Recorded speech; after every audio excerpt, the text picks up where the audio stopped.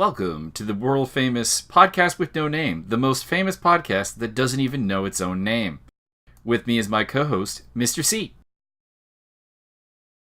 Hi everybody, I'm Mr. C, aka Godlike, aka Mr. Schumacher, aka All-Knowing Alien. And we are here to cover everything you ever wanted to know about sim racing. Well, not really, but eventually, if this becomes a thing, we will get to everything. Today, we have a special guest, and that is Mr. Travis Wallace. Hey, I made it onto another thing. Woo! He is, of course, a very talented sim racer and also one of the ESR co-commentators for a lot of races. I believe that you have the most appearances of any co-commentator, outside of course, Mr. Byron Dirksecki. And, yeah, it'll probably stay that way. Yeah, let's keep that going.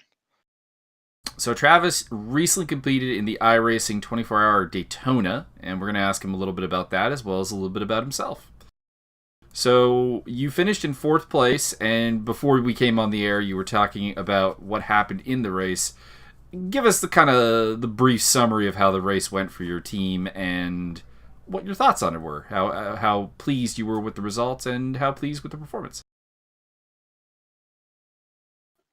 Well, it started off pretty rough. We qualified well below where we expected to qualify. I think we gridded 19th, and it was I think it was a 56 or a 55 car field, and let's see, we were running the GTE class, and I want to say that there was about 26 or 27 cars in that class in our split. So we qualified 19th, pretty close to the bottom, and I was in the car first, and the opening stints were a little hairy. They were having, iRacing was having some, I guess you'd call it like latency issues on their servers. There was just too many people on, and the cars were not exactly where they were supposed to be on the track. They were blinking and moving. So that hindered the start of the race a bit, but everybody was super cautious. So it may have ended up helping in the long run because nobody got taken out. There was no big pile up in turn one. Everybody was pretty smart with it. But we made it through the first couple stints. The server issues got worked out. I think after the first stints in the car, we came out around 10th. And then we weren't sure on what the tire strategy was going to be. So we played it safe. Went ahead and took tires on our first stop thinking, the track's still green, so it's going to chew up the tires, so we're going to want to get fresh ones on it. After the pit, looking at our tire data, they survived much better than we were anticipating. Well, everybody else in the class, at least the ones in the top 10 that we were keeping an eye on, all double stinted the tires, so that put us a little bit behind, which was bad at first. We were thinking we'd have to pick up the pace to get that time back. But as the race went on, we made it through, about 8 hours of the race, perfectly clean, had no trouble, ended up at the end of those hours around 4th place, I think it was. I think that's where I probably started watching, actually. Yeah, it could have been. We started great, man. It was going extremely well.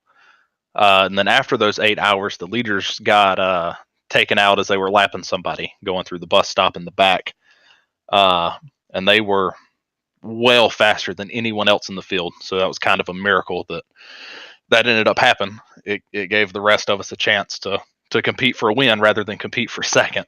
But we made it through all that. Ended up around then we were competing for second. The top 4 were all within about a minute and a half of each other. Which after racing that long is pretty impressive. Normally these races don't go like that. It gets a lot more spread out. But we ended up getting the lead shortly after the leaders got taken out. And we led from then until towards the very end of the race. We played it smart. We didn't drive any harder or faster than we had to. We knew that we had the lead. And ended up another blessing in disguise was us taking tires on that first pit stop. It put us out of sequence with everybody, but we were close enough to the end by this point that we realized that that was going to give us the upper hand because we would have the short pit in the final stint, so we would get the extra 20-second jump on everybody at the end. And with the lead that we had, that would have been more than enough to just cruise to victory comfortably. In the closing hours, there was a couple hours left. The team that was chasing us down in second ended up getting taken out by a lapped car. I think somebody spun and bounced off a wall, come back across the track, and ruined their race. They dropped to seventh, I believe it was. And then we had about a minute over the new second place and about a minute and a half over third.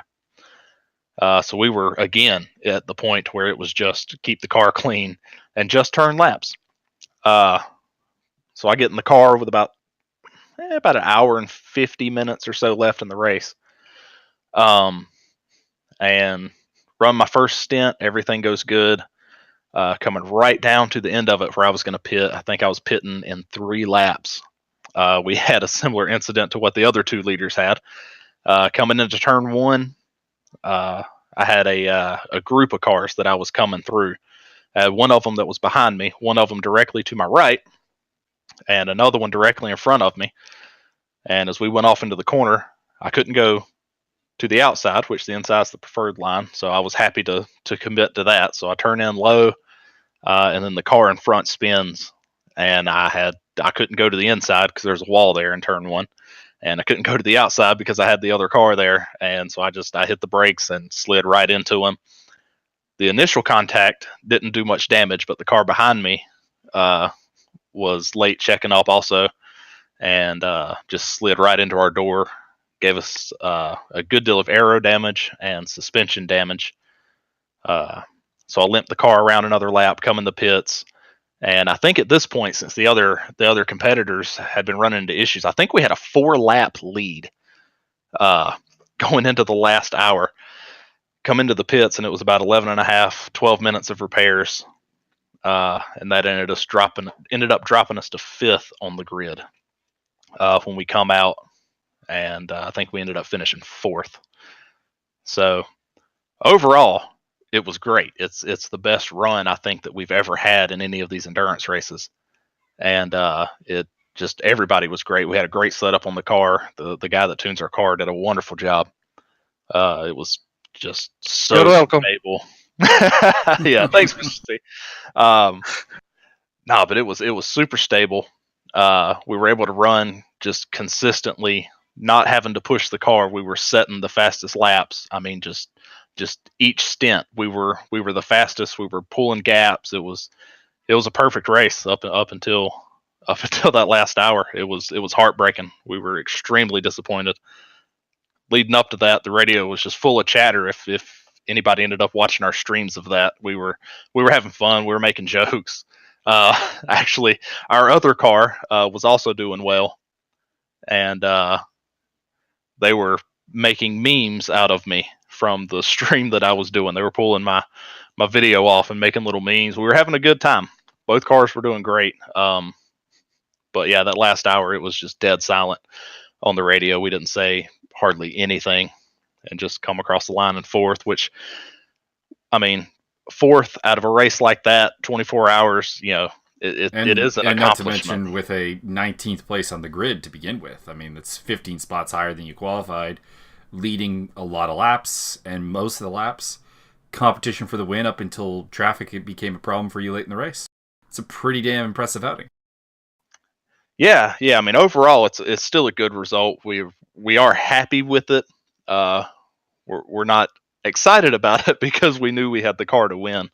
But I mean, in hindsight, it was just a racing mistake. You can't be mad at the competitors. I mean, they're pushing hard. They were in their own race for whatever position they were in. It's like 12th or something. I'm sure they were chasing somebody or trying to stay ahead of somebody. It happens. Awesome. So Travis, if I can interrupt you a little bit, I have some questions. So this is now what you told, but I'm curious, how did you get here? Since when are you doing sim racing and such stuff? Oh man. I mean, I've been playing racing games as long as I can remember. As long as I've had a PC or a console to game on, I've always done the racing thing. I do other stuff, first person shooters and stuff, but I've always been a sim racer. Quotes there from the old stuff, but I think it really got started on Gran Turismo on the PlayStation. I was addicted to that game, and then from there I found the Forza franchise, I guess you could call it at this point, and went over to Xbox. And actually, Forza 4, I think it was, is when I met the guys that I actually have a team with now. We've been racing together. Our team formed in 2011, and then we started to expand and do like website work and our own liveries on cars to set us apart and all that stuff in 2012. So I mean, we've been racing together for about 6 or 7 years now. And then let's see, it was about 2015, I think, I made the jump to iRacing and haven't gone back. It's incredible. Sorry to be an ignorant twat, but can you tell the name of your team? Oh yeah, absolutely. We are Nine Shiza Autosports.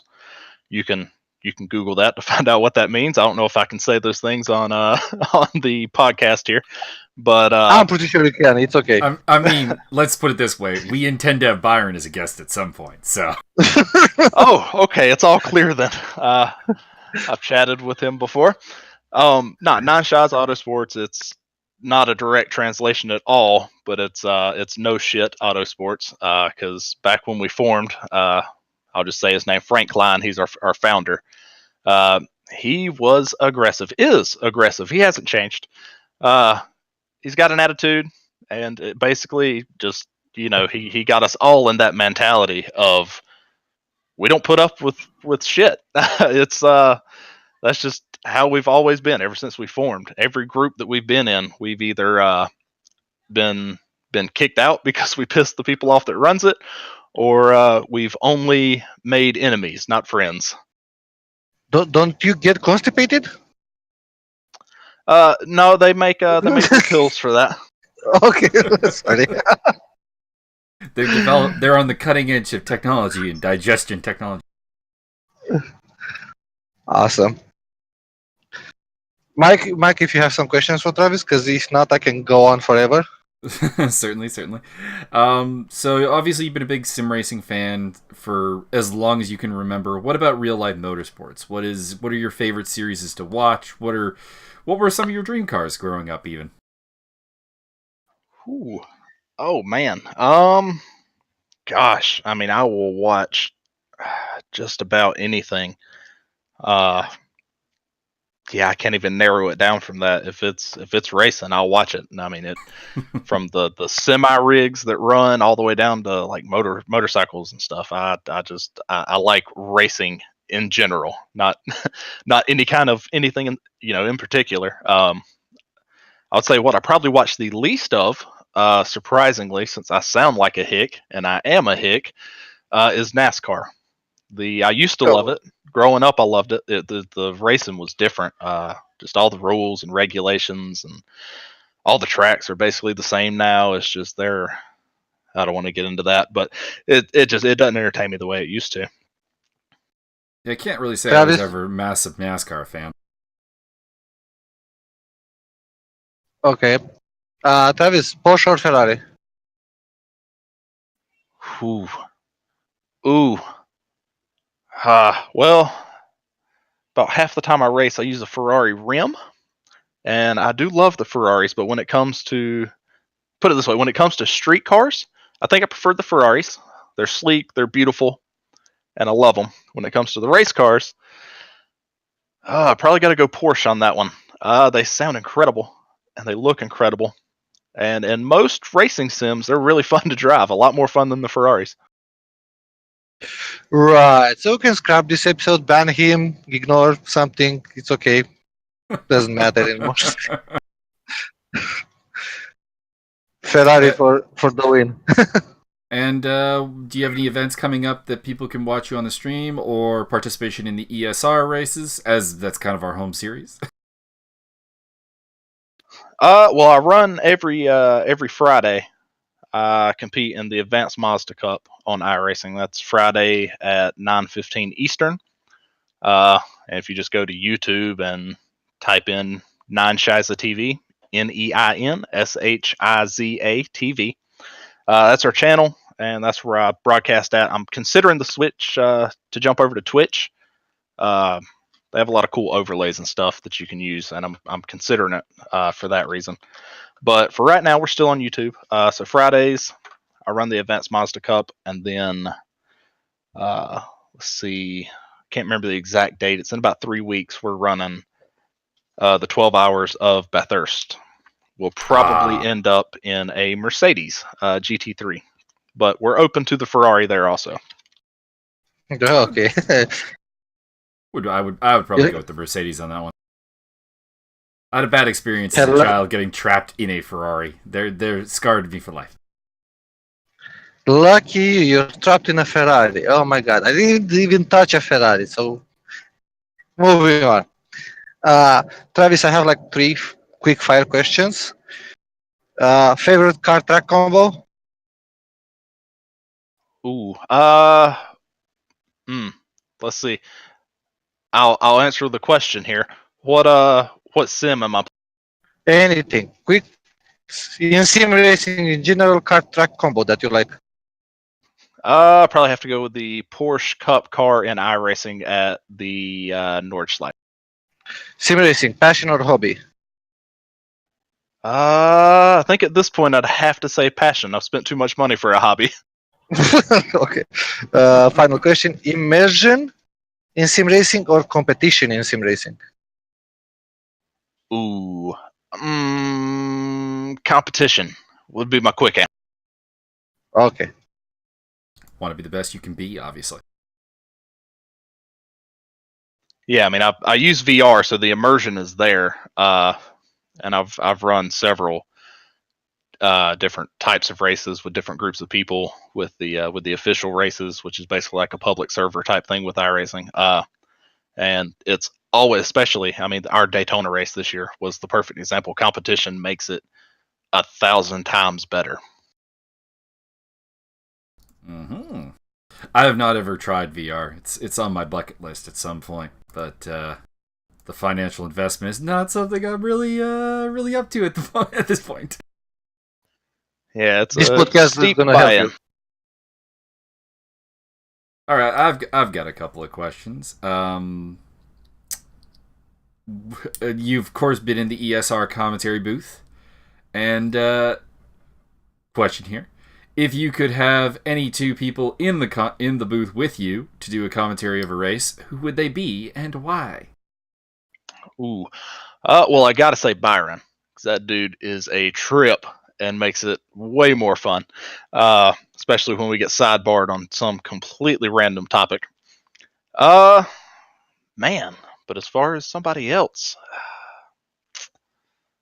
ooh, that's a tough one. I don't want to neglect you. I enjoy having you there. We do great work on covering the race. Man, and I can't say that I've communicated as far as like a one-on-one thing with anybody else enough to know their personality or how we would be able to carry on together. Oh, of course. How could I forget? The answer is of course Mr. C. Obviously. I was worried you were to go with Andy Blade. That might end up being a really terrible commentary booth, putting Byron and Andy Blade in the same room. Yeah, I did. Especially if the alcohol is flowing. Yeah, I did check out the one that was with him. That would be interesting. That was a trip, and one of our highest rated ones. Someone even suggested that they be Team A and we're Team B. So that's maybe a little horrifying. I saw that, man. I was like, where's my love? I'm sorry. Once you were in the realm of Byron, he absorbs all of the love, and then people look just for overshadows anyone it all. And then people look for anyone that is like him and therefore drunk. Very true. Okay, so we covered your 24-hour racing. We've covered what you're going to do next, and we'll also, of course, include a link to your YouTube channel in the description of this podcast. So anyone who wants to check that out, $5? do for $5 for the low price of $5. And I am pretty much out of questions. Mr. C, do you have anything else you want? I have two more. One is, what's your most shameful thing that you did in sim racing? Like, did you rage quit? Did you like crash into somebody in purpose, or what would? Because I have one, which yeah. So you must have one. I do. As you, I'm sure, could tell from my name on Discord, I have an anger problem, and it does get to me while I'm racing. I had a race. This was late last year. We were running GT3 cars at Spa, and I had somebody that I was racing with, and we ended up coming together. Not going to blame it all on him, but he was behind me and overshot a corner. It spun me. I lost a bunch of positions, ended up finishing pretty low on the grid. Tried my best to run him down so I could wreck him during the race. Looking back, that's probably better that I didn't. I would probably be on suspension or something for my racing. But I made sure that I did after the race. He obviously slowed down because the race was over, and I let my temper get the better of me. You had a Santino Ferrucci moment. A little bit. Although, well, technically, if it's a Santino Ferrucci moment, you had to hit your own teammate. That's what makes that one special. It's funny that you should say that. I think about half of our team has come into being because we have had a rivalry with them on track and taken them out. That's kind of like our thing of how you get onto 9 shots. Oh, okay. So, for those looking to join a race team with Mr. Travis Wallace, piss him off on track and create a rivalry. Got it. And my final question: do you have like an enemy, like a rival that you keep fighting with? Either he wins, either you win. You're like in the same level, but it's a rivalry. You really want to beat that guy. You're equivalent to Lachlan Nichols with me. Oh man. Let's see. If we're talking ESR and race room, it would probably be Darcy. Me and him are about the same pace, and we go back and forth. It's not a formal rivalry. We don't physically go after each other on track, but as far as somebody that I'm around pace with, that I'm constantly having to fight to finish better than, it would probably be Darcy. And then on the iRacing side, the way that it works, you're with different people a lot depending on when you're racing. I'm sure now that I'm running a series, consistently in the advanced models, I'll find some guys that are around my pace that I'm going to be fighting with. But as far as like an ongoing thing, it's probably my teammate, Dan Goodger. He and I are very closely paced, and whenever we race together, it's a constant who can out-qualify each other, who can beat the other person. It's not necessarily about winning the race that we're in. It's about just finishing ahead of the other guy. That bragging rights within the team. Exactly. Excellent. And I lied. That was the final question. I have one more. Sorry. Do you have to explain to your friends, like real life friends, if you have any? I don't know. What do you do? Like, do you have to explain? Look, I do sim racing. This is this and this and this and that. And if you do explain, what's their reaction? Yeah, I when people ask like, hey, what are you doing Friday or what are you doing Saturday? Most of the time my answer is racing, and their immediate thought is I'm racing, but it's not the case. Then I have to explain what sim racing is and why I do it and how I do it.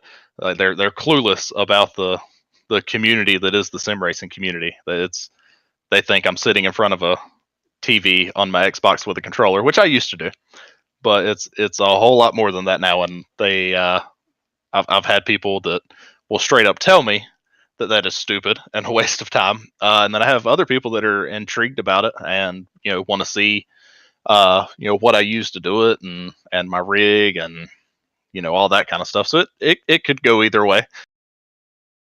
Right. So point your friends to this podcast and listen, friends of Mr. Travis Wallace. You're all wrong. Travis is amazing.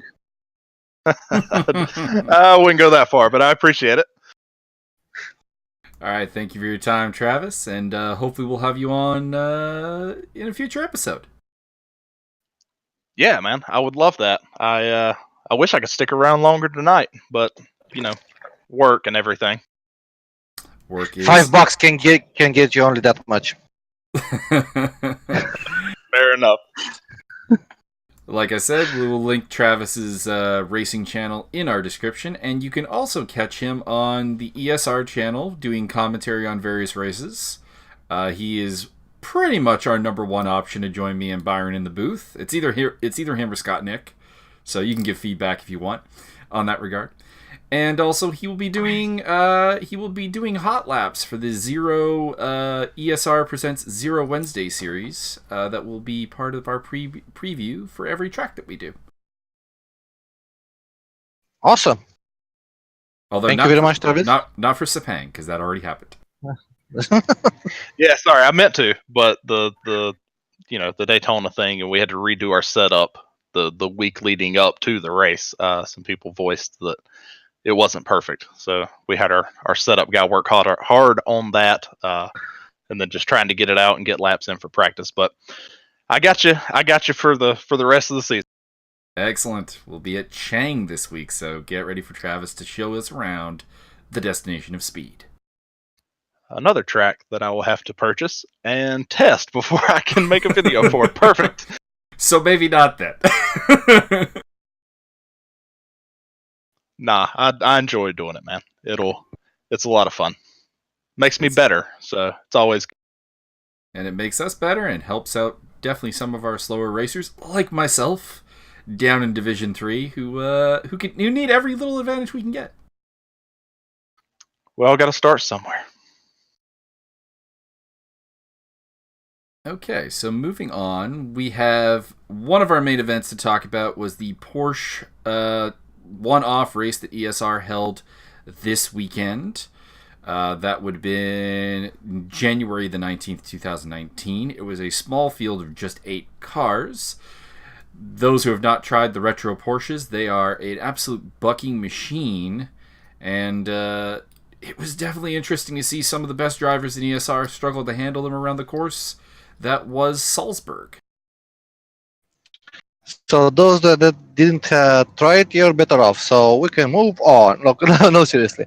So a lot of people told me to try this car, either because it's really fun, because you're struggling with it, and I really didn't want to buy it, so I used someone else's Steam ID, and I tried the car.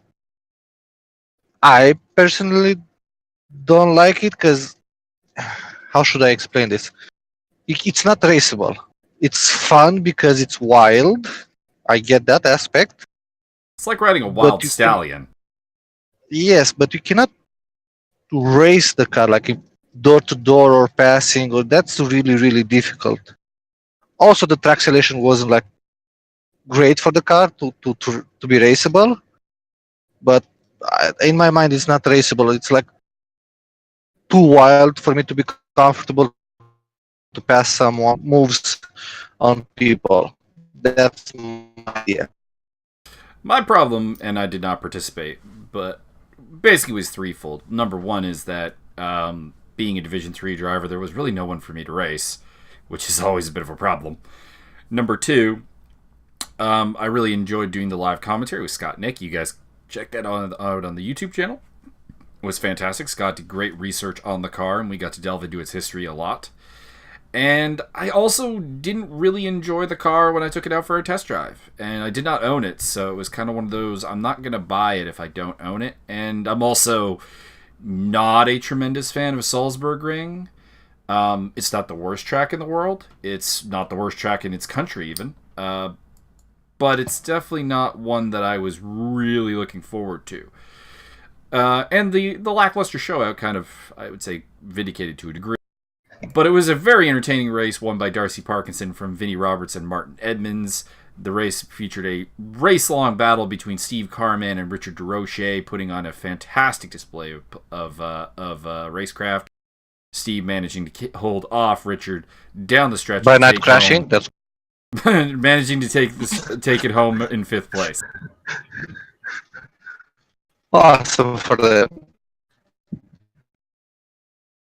And also in news with the ESR, Steve or Mr. C is trying to come back. All right. I'm here. There you are. I think. There you are. You had a bit of a break up there for a moment. Okay. Also in ESR news, we have the ESR GT2 Championship coming up. This will, of course, feature the GT2 cars in Race Room, the Cadillac, the Corvette, the BMW. Though, if you're interested in racing the BMW, you are fresh out of luck. They are all taken. Despite being one of the most prosperous cars in the grid, there are no Cadillacs on the grid yet. So if anyone's looking to be unique in that regard, they can do so. Also eligible are the RUF and the P45 competition zone. This is going to be a really large grid. Yep, I hear you. Gotcha. And we'll have races at Suzuka, Monza, Red Bull Ring, Road America, Saxon Ring, Paul Ricard, and Silverstone, with a mix of endurance and sprint race formats. Should be a lot of fun. We also have the ESR Enduro coming up with Audi TT RS VLNs that will kick off January 26th at 5 p.m. Eastern Time at the Nürburgring. And then we'll be headed to Suzuka in February. Mr. C is excited. Yes, I am. My favorite car, but I'm very slow at the moment. I hate myself so much. Brag to everyone that it's my favorite car and I'm really fast, and now I'm like dog shit slow. Well, I will be on live commentary for those events because I don't like the car. So me and Mr. C highly disagree on that car. Okay. Probably just means I'm a terrible driver, which we already know. Well, thinking of now, like I love the car, but now that I'm slow, I kind of hate it. So I can be on the same page with you, no problem. For the low price of $5. Yeah, okay.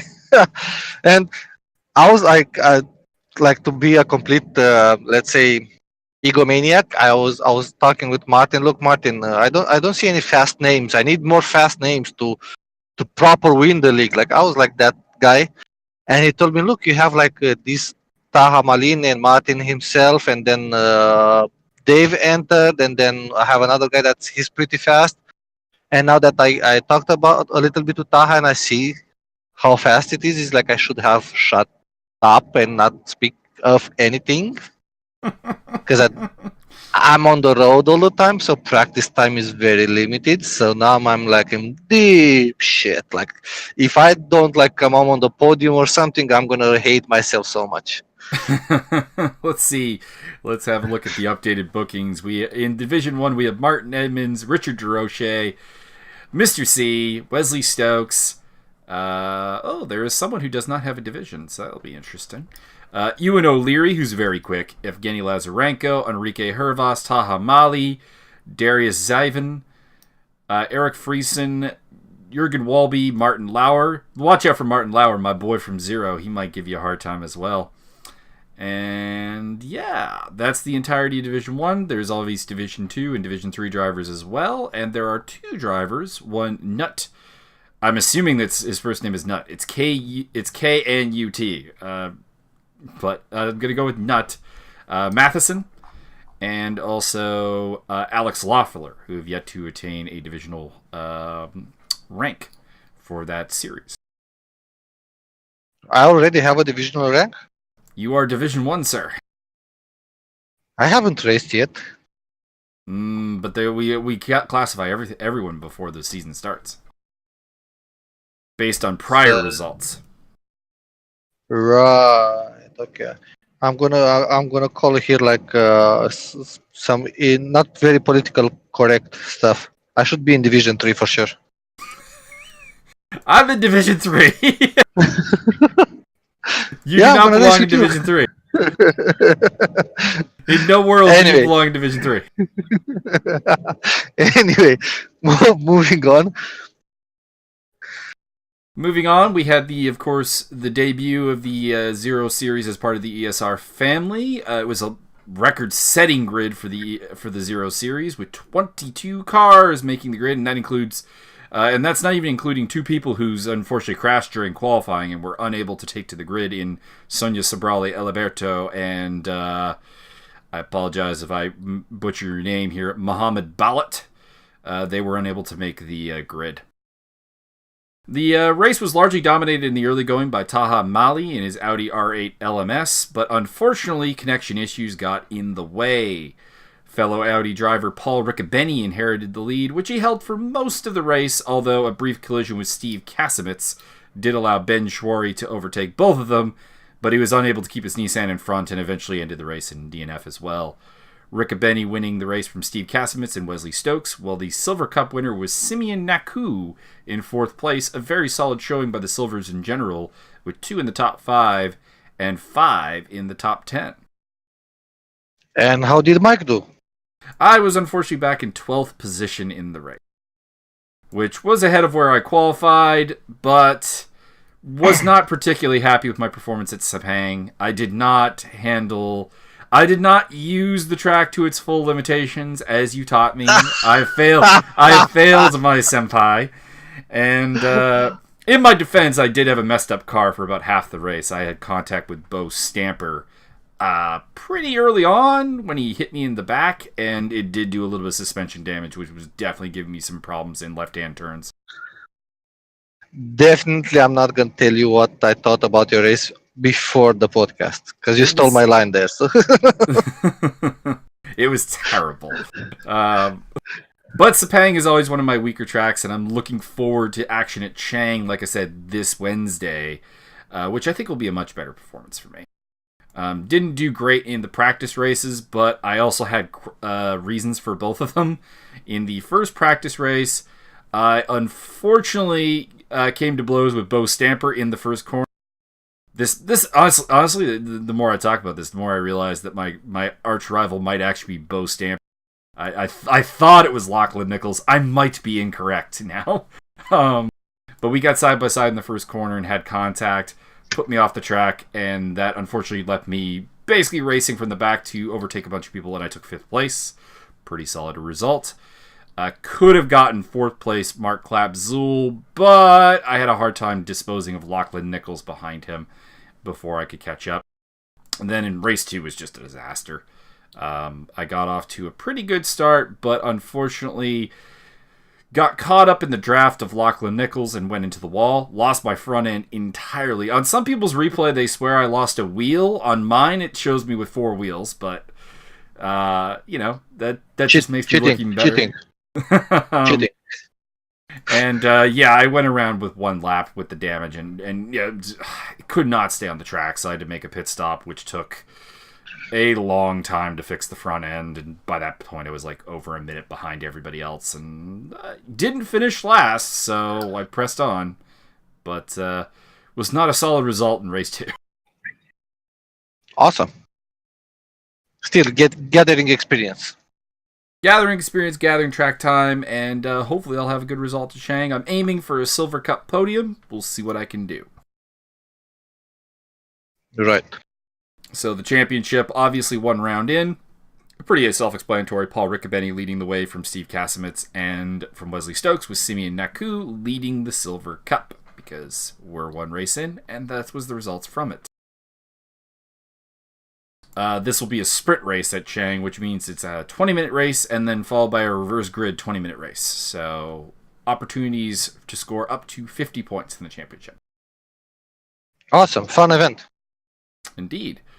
And then we just recently in ESR wrapped up the ESR and RLM Winter Invitational. Unfortunately, despite hustling my ass off and trying to recruit new drivers to show up for the last round at Imola, I was unable to put enough D3 drivers between me and John Pacheco to take the crown, as he outbested me 106 points to 98.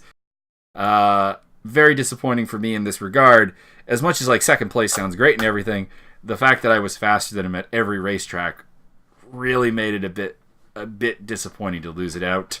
Because, and ESR guys will know this pretty well, before I got my rig, I was having some serious body issues racing over a long period of time, and that came back to bite me at the first round at Road America. I was leading the Division 3 race, and my knee completely locked up, so I could not press the brake pedal and ended up going right into a wall and retiring. So that was less than ideal. Congratulations, though, to John Pache, who picked up the Silver Cup, or not the Silver Cup, the Division 3 title in the GT class. There were no Division 3 prototypes because they were merged with Division 2. Your other champions were, your overall champions with a perfect score of 120 points over the course of the series were the two D2 champions, Enrique Hervas and Cesar Maragno. They won every race that counted and even finished in second place in their drop result. Fantastic display by both men, and I wish them the best in Division 1, where they are surely headed. The Division 1 champion in GT was Vinnie Roberts, and the prototype champion was... who was it? It was William Martin, who picked up the victory in Division 1 prototypes. Congratulations to all the champions. It was an incredibly fun race. Races. And I thought the track selection was excellent. I really enjoyed Road America. I really enjoyed Hockenheim. Didn't get to race at Bathurst, unfortunately, had a scheduling conflict. But Spa-Francorchamps is always a great race. Twin Ring Motegi Slovakia ring, which I was not looking forward to coming in, but was great. And Imola, really, I think, rose my estimation of all of those tracks. And I'm excited to race at them again in the future. Awesome. And then to finish off ESR, the other series that's coming up is one that... it's frankly been yours and I's brainchild, and to a degree Andy Blade's as well. It's the ESR Academy Cup for 2019. And the premise of the ESR Academy Cup, which will begin on February 23rd. So if you're looking to join, get yourself booked up. Ask me, you can't book yourself. But me and Martin will book up anyone that is deemed to meet the driver requirements. The idea is that this is a cup for slower and newer drivers to take coaching directly from people like Mr. C, also Travis, who we had on the podcast, and Andy Blade. They have all volunteered their time to learn how to be better drivers. And there's going to be surprise. You did volunteer for this. Okay. You've helped Lachlan and several others get faster than me, so I think you're ideal for this task. Yeah, sure. Okay, I'm in. And we're going to be looking to teach some of the drivers how to pick up the pace. And there's going to be some prizes up for grabs, mostly some VRP, and possibly some other things that we're currently negotiating about. So get ready for that. Get hyped. It's a good opportunity to learn, and the car in use will be the Audi TT Cup car. I believe we're allowing both the 2016 and 2015 models. One disclaimer that I'm going to throw out there for the new guys, and I'm going to say, like, if I see that you're, like, talented and an upcoming alien, I might derail you with the wrong setup or wrong tips. Just like to slow you down a little bit, because you're going to be amazing in the future. Just not to beat me now. Beat me later. Mr. C always looking to delay you beating him in the future. Most important thing. So that's the ESR roundup. So, Mr. C, do you have anything else we want to talk about? Other series or just anything aspect of the hobby /fashion that we can think of? Well, for this episode, let's leave it at ESR. I have like a series that I want to talk about, which is like a mini league in Automobilista, which was like first two rounds were amazing, but we shouldn't bore people with a lot of like leagues, and then they have to follow all of these places. Let's keep it simple. This one, and see how it works for the future. Sounds good. And we can move on to the next thing if you're like done with the leagues. I am done with the leaks. What's our next thing, by the way? I don't even remember. This was your idea. Okay, so let's. I kind of have similar question. Let's give the people more knowledge or more insight into both of us. I have some bullet points, and half the question that I asked uh, Travis, I'm gonna ask you.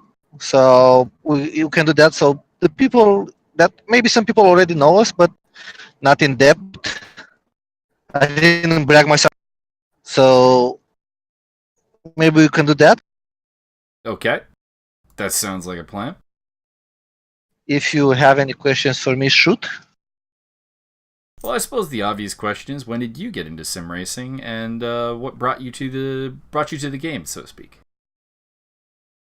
Well, for me, sim racing is like I'm gonna answer also the immersion and competition side. I'm doing sim racing for competition because I'm replacing the adrenaline that I had in real life. Back in Romania when I was younger, I was like doing racing on the streets and all that crap. So at one point, my parents luckily inserted in me some common sense. So at one point, I said, okay, the speeds are like pretty high in Romania, so I'm gonna stop that. And I remember very distinctly because it was towards the end of 2009. I was already doing like Porsche Unleashed and Need for Speed and all that crap on keyboard. But then out of the sudden, a friend of mine says, "Look, you know you can play online games, like right?" I said, "No."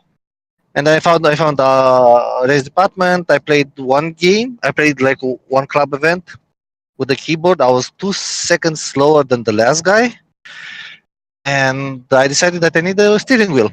And at that time, so that 2009, my monthly salary was about $350 in Romania, and G27 was about 750, almost $800. So I immediately took a loan to get a steering wheel. When my parents found out, they were like, "Okay, our boy is gone." So yeah, that's what brought me to sim racing, and stayed in slowly. I just I'm like pretty involved in sim racing. I love it. It's my passion. I just cannot think enough of it. I actually had a very, very similar backstory. I've been into motorsports since about 1995, when I was watching Formula One with my dad. That was where it started, and then I got into MotoGP and World Superbike as well, and of course kart, and then IndyCar, and then sports cars came a little bit later. I did race some go karts for a while in real life, and I have raced a couple of more powerful things in real life. But kind of similar to you, I found Race Department and a league called Presto GP. They raced F3000s back in Race '07, if anyone remembers that game. Yeah, yeah. Joined up for a race with a keyboard like yourself, and didn't finish last, but it was pretty embarrassing still. And went out and got myself a really cheap wheel, and that didn't really work out. Then I went and got a G27. And yeah, I'm very passionate about the hobby, despite the fact that I'm not terribly fast, as my Division 3 would indicate. And I'm loving it. I recently got a sim rig, courtesy of my cousin. He built it for me, so big thanks to him. In hindsight, there were some things we should have done better, but for a first attempt, it was pretty awesome. And I think it's definitely helped me a lot, specifically like I was talking about before with the knee locking at Road America, that I don't have problems with my back and my legs while I'm racing anymore. So that's a massive improvement, if for no other reason. Thank you, Mike's cousin. All right, what other questions should we answer for the people? quick fire. Favorite car track combo? Any sim. Anything, I'm going to go with the GT3 is my car, and the track, I'm going to go with Mid-Ohio. I really, really love Mid-Ohio. Okay, GT3. There are plenty of cars in GT3. If I got to pick a single car, it's actually probably the GT3 Viper, which unfortunately is in very, very few games. But Okay. if there's a Viper in a game, I will do everything in my power to get myself into that Viper. Okay. I know the answer to this question. Maybe people don't know it. Immersion or competition? Competition. Immersion's a thing too. I mean, I love quality sound and all that. But if at the end of the day, gun to my head, I mean, I want to be the best I can be. I want to be at the front as much as possible, and that's what drives me. And this question you answered earlier in the podcast, but maybe people missed it. Enemy? My enemy, it's morphed over time. I mentioned Lachlan earlier is probably my current foe. Hi, Lachlan. I'm coming for you at Chang. I'm gonna finally get my revenge for my bumper that you took off at Twin Rig Motegi, the second race we ever raced against each other. But I also did note that we, after having contact with Bo Stamper at Sepang and then both practice races at Chang, there's a solid possibility that there's a new rival. Boom, boom, shots fired. Watch out. And then other people who have been like my rivals in history are guys like Mark Labzul. My original rival was a friend of mine in real life, Thomas Waz. We both got into sim racing and really pushed each other to become better. Heal up soon, Thomas. We want you back on the grid. He's currently nursing a broken arm. And if we're going with a little bit more of a friendly rivalry, I have a solid friendly rivalry going on with Rick Martel. Awesome. We've been racing together since Zero founded, and maybe it was the second round of Zero. I don't think he was at the first one, but he's him and I are number 1 and number 2 in like every quantitative Zero stat, like most starts, most points and stuff. And surely I assure you, longevity is the key to that, not any actual talent. But yeah, that's another rivalry that I have going on. That's my quick fire. I have some more in-depth questions about sim racing in general, but if you have any for me. Well, let's go with the quick fires for you. Who's your rival in terms of sim racing? Ooh, I'm gonna be an asshole and say myself, but after that, I have this guy that in every car track combo, I'm not gonna say his name because then he has the time to practice and push more. So if I say his name, he's gonna definitely do that. So I'm gonna keep quiet about his name. But we have been rivals since 2012 on multiple leagues, across multiple sims.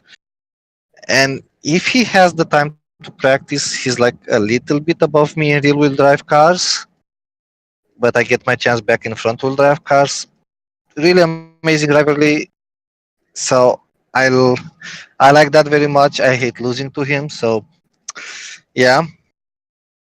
But other than that, friendly rivalries I have here at ESR also. Like I did a race like in autumn, and after a quick break at ESR, and I met Travis and Darcy. So those are on my enemy lists because I see they're playing fast. So I need to beat them.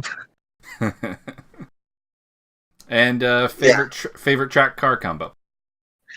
VTTC 17 Lada Monza pre-qualification for the first EVTCC round.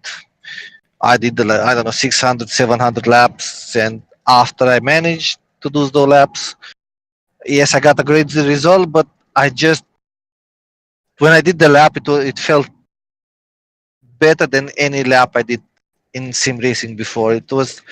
For me, it was like, even though I was 3/10 slower than the fastest guy, for me it felt like perfect. I nailed, that was my perfect lap. Then the car handled like I wanted to handle, and everything was perfect. And that's for me where I go. And in general, I go for Monza and pretty much any car. Monza is always a popular good option. It's definitely up there on my favorite tracks as well.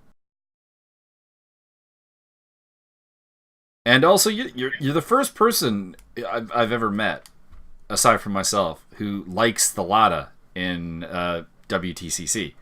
Everyone else absolutely hates it. I don't know why. It's a very good car. If you can, it needs a bit of crazy setup, but at least for me, my driving style. But it's decent enough. Yeah, I don't know if it's my favorite. It's either it or the Honda Civic are my favorite. It's those two. But yeah. All right. And you have any more in-depth questions? So, like, this is like if people want to discuss in comment section. Do we have a comment section? We absolutely have a comment section. Okay. How serious should we take sim racing, Mike? I think the answer is different for everybody. I mean, it depends. I mean, if it's gotten to the point where it's destroying other aspects of your life, I suppose you've gone too far.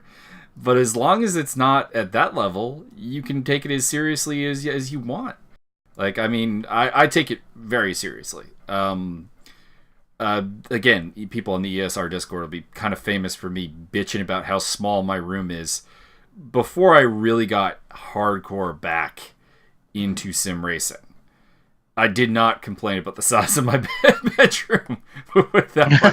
Now it's like I want to put more stuff in. I want to put like a triple monitor stand on the rig. I want to have more room with the rig. I want to have the ability to mount like posters and stuff and all over the walls, and I want to be able to I just want to do everything in regards to it.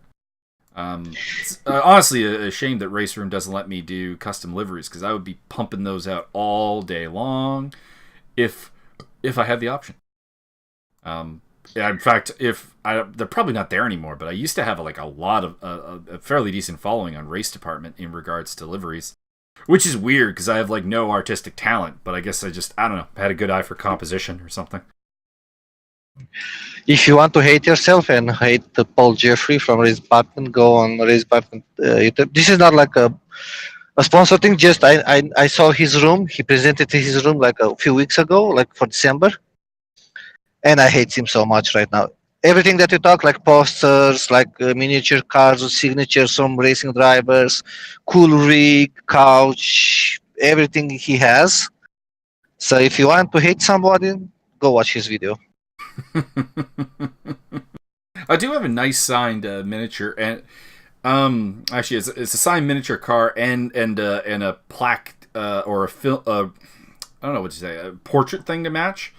Paul Tracy's Team Cool Green car from back in the late 90s. Not sure exactly what year it was, but it would be late 90s, early 2000s. So you have more than me. I have nothing. Yeah, I have a couple. I got a Ward Burton NASCAR car, which I don't really know when I got or why I got, because as I said when Travis was here, I've never been a big NASCAR fan, so I don't know where that came from. Drunk one night, ordered it online. No, like I've had it since I was like middle school, so I'm okay. I'm going to bet. I'm going to come up with the hypothesis right here that my aunt bought it for me at some point, knowing I was into racing, and my cousin, same one that built the rig, does actually like NASCAR, and both me and him had grew up having the problem of like our moms would ask us, so what is Kevin like, or what is Mike like, and we're like you realize that if we weren't cousins, we would have like nothing to do with each other, right? Like he's a hardcore jock and I'm a nerd. Like there is a very little here in common aside from we both love football. Okay. So I'm gonna guess that he picked that out and she bought it, and that's how I got it. Awesome.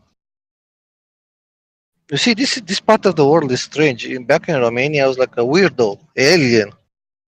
I'm not saying here sim racing. Like when I said to people like in '97 when I started watching Formula One, it's like I'm watching Formula One, and they were like, "Who gives a shit?" Well, probably. And I think that's.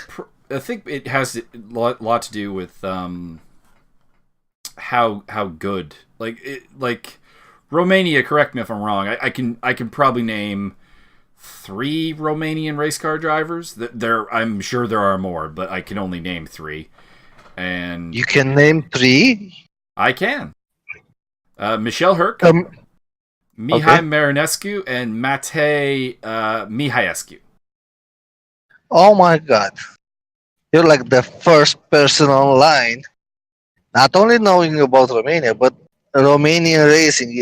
You just jaw dropped me I mean, in fairness, like a lot. I kind of cheated because I'm trying to remember. Like Michel Herc races under a Romanian flag, but he might actually be Belgian or something. Yes, yes, I'm yes. gonna have to look him up.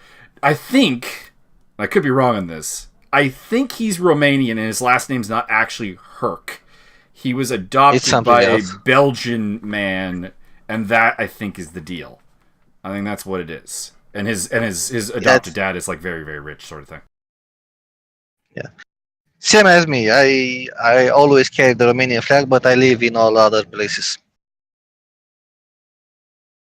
I suppose also a good question to get out of the way. Some of our favorite race car drivers, guys who inspire us, or for whatever reason. And Oh, that's a good question. You answer first. I have to think about it.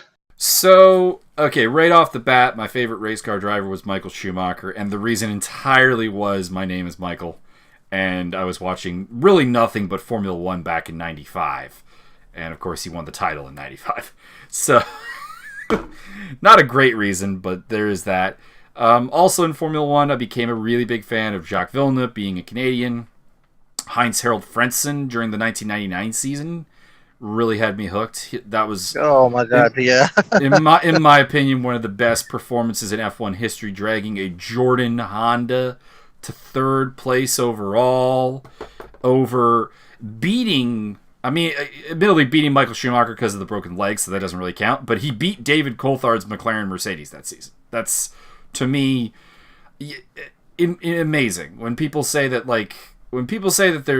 that Formula One has always been kind of this parade that I've kind of like, not so much this year, but like in 2016, I was really big against it because like if you looked at the grids, it'd be like Mercedes, Mercedes, Ferrari, Ferrari, Red Bull, Red Bull, Force India, Force India, and it's like, man, like it's just like the rows are just teams. Like it's so bad. But yeah. Heinz Frentzen became a big fan of him. Patrick Carpentier, Paul Tracy, of course, the Canadians. In IndyCar, I'm really wishing Robert Wickens a speedy recovery. He, of course, is the IndyCar driver who nearly got paralyzed and has limited use of his legs right now. So wishing him all the best. And I'm also going to throw out the name. I really should have a sports car driver that I'm a big fan of. So I'm gonna throw Mike Rockenfeller out there. Big fan of his, former DTM champion and sports car driver. And then on 2 wheels, I'll go with Max Biaggi. What? Love me some Max Biaggi. Oh boy, we're gonna have some troubles here. I have a feeling I know where this is going. So I have 1, 2, 3, 4 guys, and I select them based on how they inspired me. This might sound strange, but how they inspired me in sim racing, like to pass a certain level that I was, and I said, okay, if this shit can do it in real life, I should have do it in these games. But I'm gonna start also with Michael. And I was a fan of him, but when he gave an interview, I think in '99, that's really stuck on my mind. On that interview, he said, "Look, I'm not the most talented guy on the grid. I admit that, but I work the most." I'm wondering who he thought was the most talented guy on the grid. I remember the interview you're talking about. I just, I wonder who he thought it was. Maybe Hakkinen or something. I don't know. Hakkinen would be my immediate guess, yeah. Yeah. So that stuck with me my whole life. When I was like, I also did the performance athlete. I was an athlete, so I was doing like 200 meters, and I saw immediately that I don't have the talent, but making like working hard on every training session was adamant, and I applied the same here in sim racing. It's not all about talent in sim racing. If you have time to do lots of laps, and if you have time to do smart practice, not just spin around, you're gonna get places. So that's my first guy. In rally, I loved me some Richard Burns. Oh my god, I like that guy so much. I don't know, just impressed me so much. In touring cars, oh boy, always and forever, Gabriele Tarquini. I was going to say it's going to be Tarquini. Yeah, it's like, oh my god. Yes, sometimes he's a bit aggressive, but he's sticking out there. And MotoGP, oh boy, it's Valentino. The great rival of Max Biaggi and one of the most one-sided rivalries of all time. Look, horrendously one-sided. I'm not crazy Valentino fan. I like from all the drivers. I like Valentino, but that doesn't mean I'm immediately against Biaggi. I just don't like Biaggi. I like his talent. I like his racing, how he raced. Sometimes I don't like his personality. I'm not saying Rossi is a saint. He's not. I think yeah. I think honestly, if you think about really a lot of successful drivers, and I think this goes for athletics in general, like people are so often like surprised that like someone who's been very, very successful in motorsports or in athletics is a bit of a dick. And I think it kind of is a little bit required, just a little bit. I'm gonna quote the owner of race department here, Bram Hengeveld, because I was poaching him to bring back a former guy that he had a fight, and he said, okay, everybody deserves a chance because everybody that's in sim racing, like in a higher community level, like we're doing with the podcast, and like I am, like I'm trying to coach people. I try to have a YouTube channel, and he's the owner. Everybody that does something extra in sim racing is a bit of like an asshole. It's like I said, a requirement. You're not being an asshole because you want to. It's just you don't know it until people tell you. Your drive to succeed sometimes gets in the way of, let's say, social niceties. Yeah, sometimes. So those are my full people to go. That's really all the questions I have for now. I think more will come up in future episodes for sure. I have a personal question. Sure.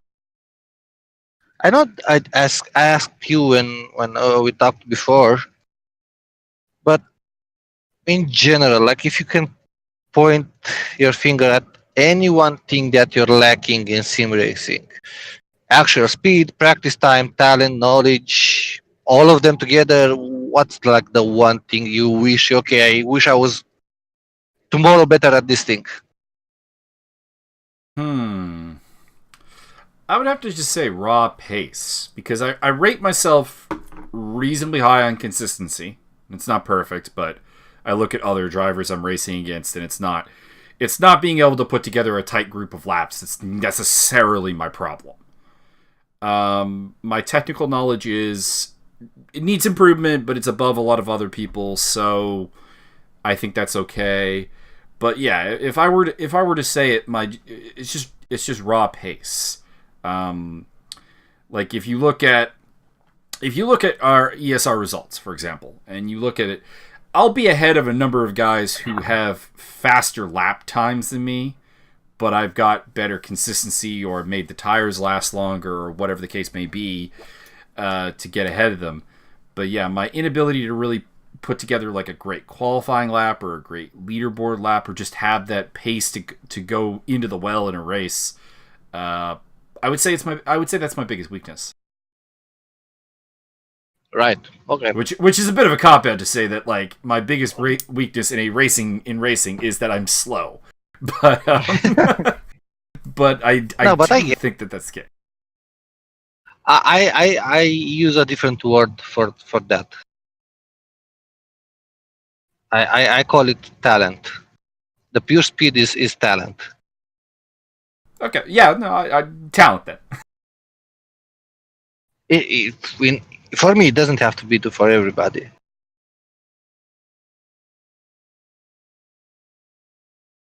Okay, so I think I'm off a little bit.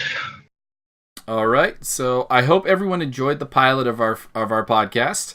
It will at some point develop a name. We'll see. And thanks for Travis Wallace for coming out. Check out his stuff in the description below. And I'll see some of you on the track on Wednesday. And maybe even before that. Yeah, and a word for Travis and every other future guest: we don't accept checks. Not checks. Yeah. So thank you, Mike, for indulging me in this podcast. I really enjoyed it. It was super fun. And yeah, and I hope we can do more. Thank you very much. All right. We'll see you next week or in 2 weeks' time. We'll work out how the schedule's going to work out at some point. Bye, guys.